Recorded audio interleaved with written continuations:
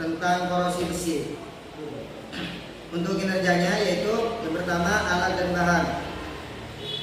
Untuk alatnya sendiri itu ada tabung reaksi, dan yang kedua itu tisu, dan yang ketiga itu sumbat karet, yang keempat itu paku besi, dan yang kelima itu air suling, dan untuk yang keenam itu air suling plus gula untuk membuat sebuah larutan gula, dan yang ketujuh itu air suling plus garam untuk membuat larutan garam, dan yang kedelapan yaitu minyak goreng. Cara kerjanya, langkah pertama yaitu tambahkan 10 ml air suling ke dalam tabung 1. Jadi di dalam praktek praktikum kami itu ada 4 tabung reaksi. Yang pertama, tabung reaksi pertama itu diisi air suling, dan yang kedua itu diisi larutan gula, dan yang ketiga itu diisi larutan garam, dan yang keempat itu diisi minyak goreng. Dan setiap tabung reaksi itu diisi dengan 2 paku yang dimasukkan ke dalamnya. Setelah dimasukkan, maka kita akan menunggu selama 2 hari, kurang lebih 2 hari 3 hari. Setelah itu, mana yang paling menyebabkan korosi terhadap paku tersebut? Ya. Jadi setelah kami melakukan langkah-langkah kerja untuk praktikum, kami mendapatkan hasil praktikum yang telah kami lakukan. Ini dibuatkan tabel, yaitu untuk tabung pertama yang diisi air. Untuk tabung pertama yang diisi air itu tingkat korosinya itu karat. Jadi paku yang ada di sini itu mengalami karat.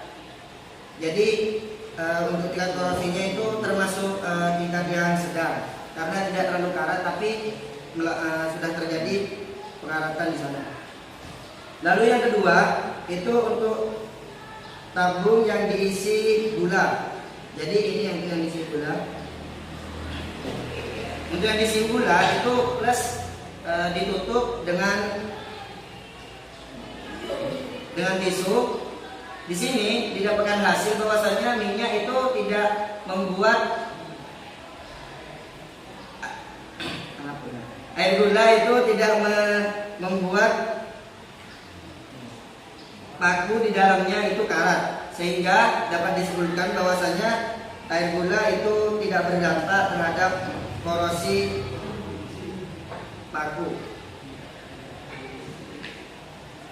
Lanjut yang nomor 3, tabung yang nomor 3 itu larutan garam. Untuk larutan garam sendiri itu di sini yang telah diisi paku itu sangat karat, sehingga kita dapat menyimpulkan bahwasanya tingkat korosi dalam larutan garam itu sangat berdampak terhadap paku yang terdapat di dalamnya. Dan yang keempat, yang terakhir itu minyak.